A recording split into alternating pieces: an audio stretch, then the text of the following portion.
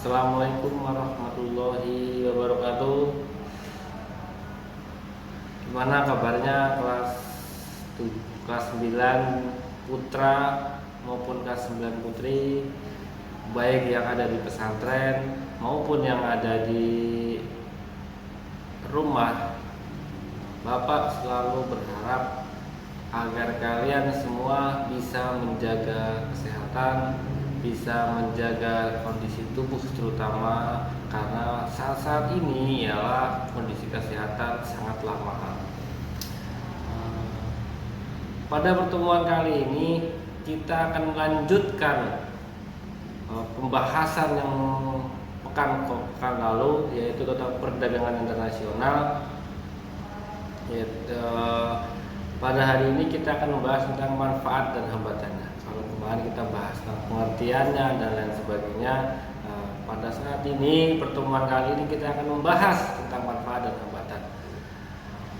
Untuk kelas 9, baik putra maupun putri pada semester genap ini, Bapak mencoba untuk menyemangati kalian karena di akhir-akhir di detik-detik kelas 9 kali ini, semangat kalian jangan sampai kendor, karena sebentar lagi kalian akan lulus, teman-teman semua.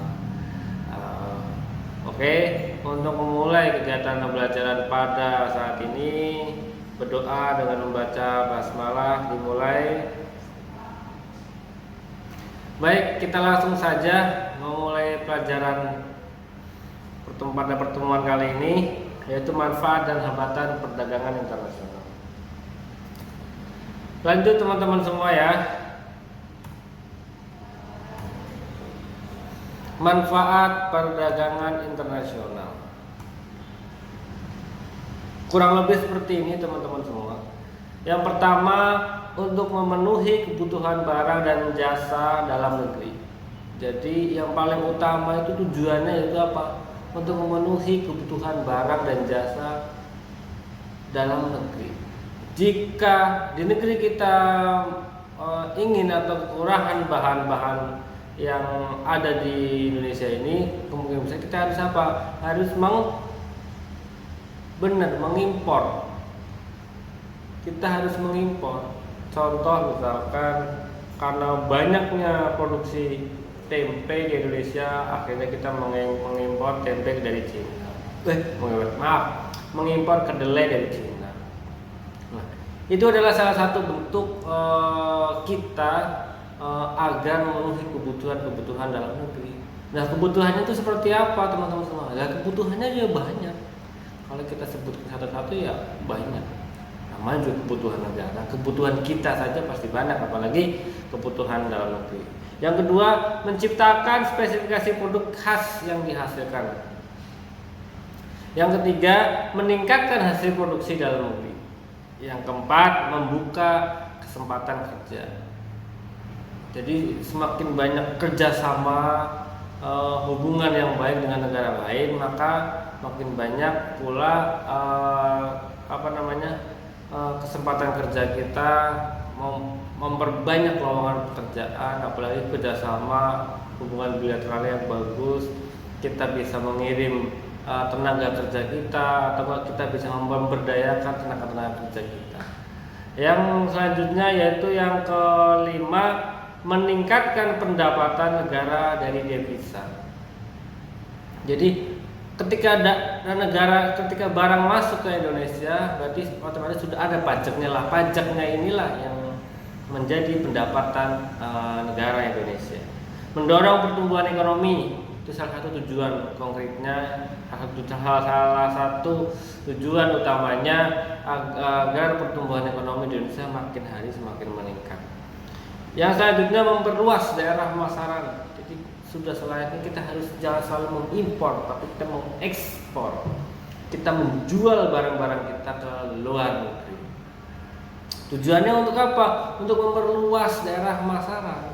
Jadi tidak hanya di Asia Tenggara, tapi kita bisa menjangkau Asia Timur, tapi kita bisa menjangkau Asia Selatan, kita bisa menjangkau Asia Barat, kita bisa menjangkau Asia Tengah, kita bisa menjangkau Eropa Timur, kita bisa menjangkau Amerika Latin, Amerika Serikat. Kalau bisa seluruh dunia kita bisa menjangkau. Nah, itulah manfaat dari apa? Dari perdagangan internasional. Sudah sepatasnya kita tidak hanya membeli, tapi kita harus menjual produk dalam negeri kita. Selanjutnya mendorong kemajuan ilmu pengetahuan dan teknologi.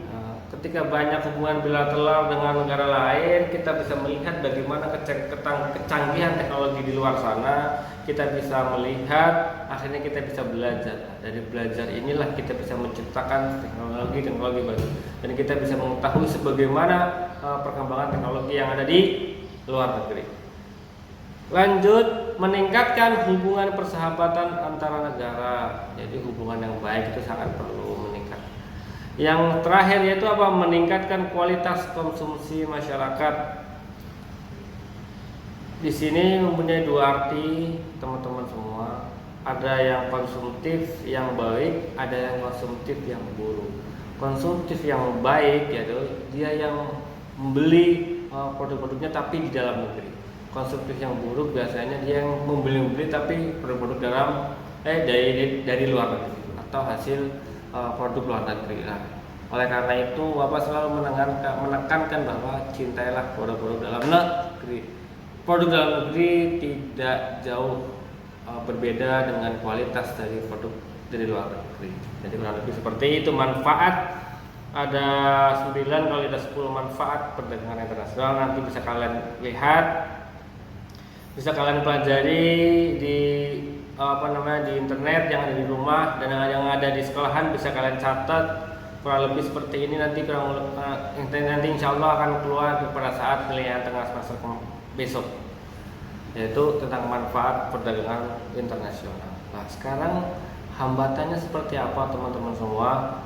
Hambatan perdagangan internasional kurang lebih ada 7 poin. Yang poin yang pertama, perbedaan nilai mata uang antara negara. Sudah pasti ini sangat menguntungkan bagi negara-negara adidaya. Karena mana nilai mata uang mereka dipakai. Contohnya dolar misalnya. Karena negara mereka berhasil menjangkau semua pemasaran di negara di dunia ini. Akibatnya apa? Nilai dolar menjadi naik. Akibatnya dolar menjadi mata uang internasional. Bisa nggak rupiah? Bisa, minimal di level Asia Tenggara. Oleh karena itu kuasai dulu pasar global di Asia Tenggara, baru bisa rupiah berbicara, baru bisa rupiah menjadi nilai tukar internasional se-Asia Tenggara. Nah, lebih seperti itu teman-teman. Yang kedua, pemberlakuan kebijakan ekspor dan impor di tiap-tiap negara. Artinya apa? Kebijakan tersebut itu berbeda-beda di setiap negara. Oleh karena itu ada yang susah kebijakannya, ada yang mudah barang masuk ke dalam negeri. Salah satunya Indonesia. Indonesia salah satu negara yang gampang produk dari luar negeri masuk ke Indonesia. Kok bisa Pak? Lah buktinya banyak. Buktinya banyak barang-barang dari luar negeri yang masuk ke Indonesia. Kita nggak usah kita pungkiri, banyak negara-negara lain yang ternyata susah untuk masuk produk luar negeri ke Indonesia, ke negara-negaranya atau ke negara yang lain, tapi lebih mencintai produk dalam negeri. Contoh misalkan Jepang lebih orang di negara di Jepang, pemerintahnya selalu berkomitmen untuk apa? Untuk membeli produknya dalam negeri, membeli produk yang hasil karya dalam negeri dengan berbagai macam usaha pemerintah Jepang.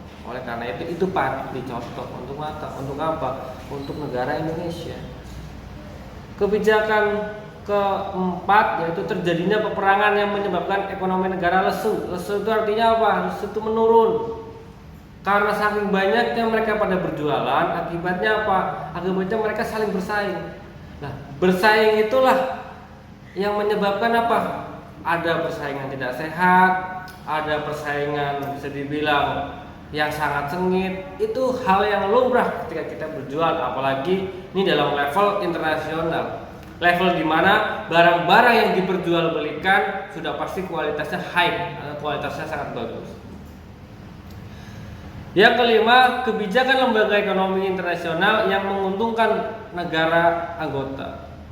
Ada anggota Asia Tenggara, ada anggota Eropa, itu biasanya kerjasamanya seperti itu, yang ingin menguntungkan, saling menguntungkan. Karena apa? Karena misalkan kita ingin kita ingin mengimpor barang dari Jerman, tapi ternyata kita ada barang dari Thailand. Oh, ternyata kita sudah ada kerjasama oleh Thailand.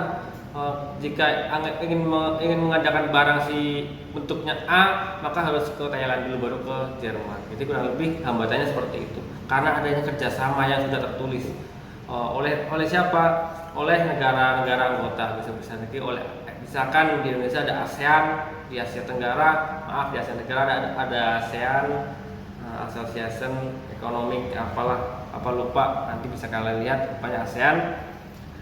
Selanjutnya yaitu proses pengiriman barang atau jasa yang membutuhkan waktu relatif lama. Jadi proses seperti itu menjadi hambatan, bisa dibilang karena cuaca ekstrim, itu faktor eksternal, faktor internalnya apa? Karena sumber daya manusianya yang belum bisa mencukupi dan lain sebagainya.